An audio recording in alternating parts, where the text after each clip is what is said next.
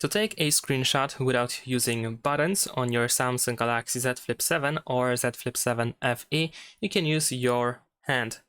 And for example, like this, you can swipe from the left side towards the right side or the other way around in order to capture a screenshot with a gesture like this.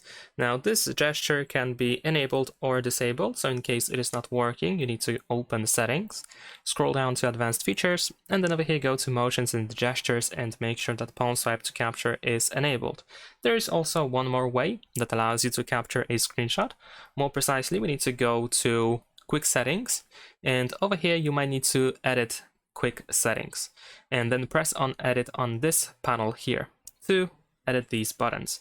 In available buttons, you should be able to find Take Screenshot, if not here, then somewhere else on different pages.